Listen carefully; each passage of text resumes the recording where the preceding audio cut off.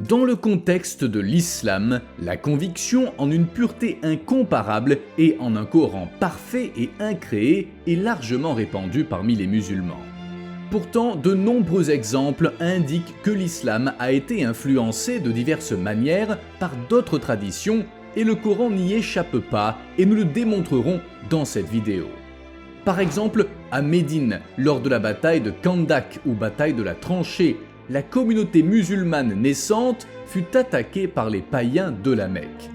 C'est alors que Salman al-Farsi, un compagnon de Mahomet converti à l'islam et d'origine perse, suggéra de creuser une tranchée profonde autour de la ville pour rendre difficile l'occupation par les attaquants. Mahomet suivit les conseils de Salman, prolongeant ainsi le siège de Médine. Cette tactique militaire, connue sous le terme Khandak, est d'origine perse. Cette initiative ne relève pas d'une intervention d'Allah. Il s'agit plutôt d'une stratégie empruntée aux infidèles perses et qui a contribué à la survie et à l'expansion de l'islam. Nous observons que de nombreux éléments de culte païen se retrouvent dans l'islam, tels que la marche entre Safa et Marwa et le rasage du crâne, qui étaient des pratiques païennes. Aucun lien ou preuve ne soutient que ces pratiques soient des coutumes abrahamiques dérivées du judaïsme.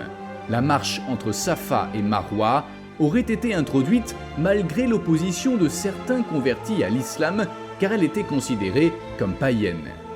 Des références comme Sahih Muslim 1277a et Sahih al-Bukhari 4496 soutiennent ces affirmations. De plus, bien que l'islam affirme sa pureté et s'objecte contre le paganisme jusqu'à commander la mort des polythéistes dans la sourate 9, verset 5, malgré tout, Allah autorise cette pratique dans la sourate 2, verset 158 du Coran. En fait, le petit pèlerinage musulman de Safa et Marwa découle de la légende d'Isaf et Naïla, deux amants qui s'étant rendus coupables de fornication dans l'enceinte de la Kaaba, ils ont été changés en pierre et leurs effigies disposées sur les deux petites collines. Cette pratique était bien établie avant l'islam, même chose pour le Ramadan qui constitue le mois du jeûne. Le jeûne observé par les Sabéens de Haran était appelé le jeûne de la lune. Les Sabéens de Haran vivaient en Mésopotamie supérieure, aujourd'hui cela correspond approximativement à l'Irak actuel et à la partie nord-est de la Syrie. Leur histoire remonte à plusieurs millénaires et ils étaient connus pour leur adoration des astres. Leur religion était polythéiste et animiste, avec une vénération en particulier pour la lune. Bizarrement, le ramadan est aussi lié aux phases lunaires et à des rituels saisonniers. Comme le ramadan dans l'islam, il s'agit d'un mois de jeûne et de prière. Leurs pratiques rituelles comprenaient aussi des ablutions. Les zoroastriens se tournaient vers le feu lors de moments et de contextes spécifiques liés à leur culte religieux et à leurs pratiques rituelles, comme décrit dans des références zoroastriennes telles que le Zend-Avesta et le Vendidad. Ils avaient des temples qui ressemblaient étrangement à des cubes, comme le cube zoroastrien localisé en Iran. Et aussi le temple d'Ateshga, aussi appelé le temple du feu. Le feu occupe une place significative dans le zoroastrisme en tant que symbole sacré et manifestation de la lumière divine. On retrouve ce concept lié à l'importance du feu également exprimé dans le Coran, donc Allah ne révèle rien de nouveau encore une fois. Sourate 27, verset 8. Lorsqu'il y arriva, on l'appela. Béni soit celui qui est dans le feu et celui qui est tout autour, et gloire à Dieu, Seigneur de l'univers. Le rasage du crâne était une pratique bien établie avant l'islam, notamment chez les hindous et les égyptiens polythéistes.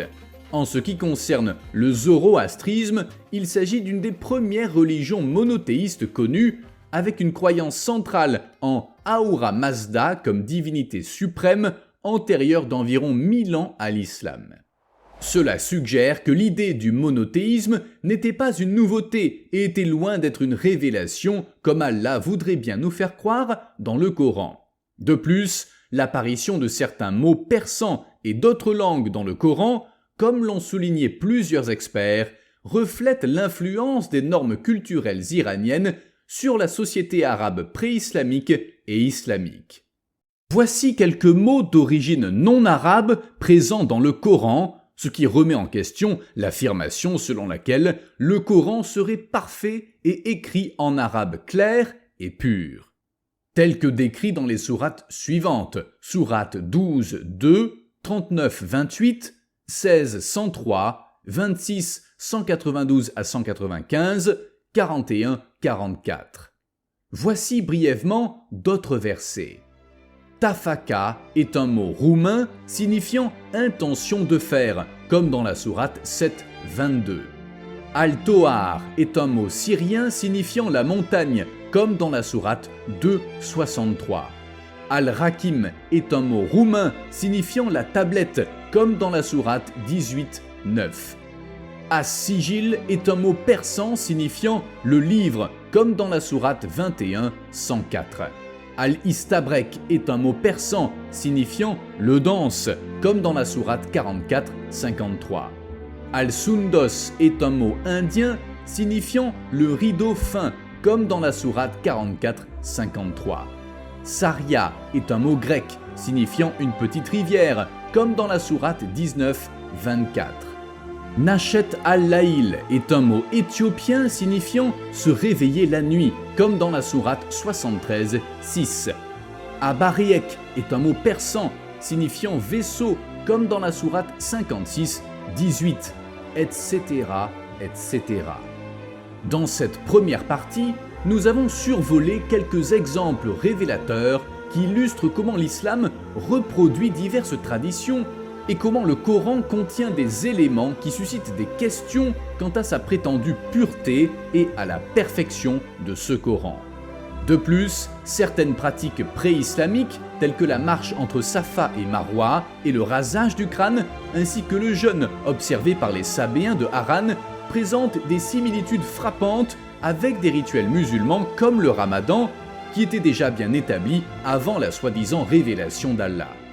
Comment un dieu peut-il à la fois renier les pratiques païennes jusqu'à ordonner le meurtre des païens, comme dans la sourate 9, verset 5, et intégrer ces mêmes rituels dans le Coran et comme des pratiques islamiques?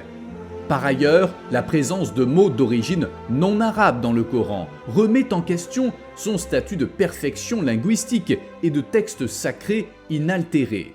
Cette observation invite à une réflexion approfondie sur la nature même du Coran et sur la manière dont il a été façonné par les influences culturelles et linguistiques de son époque.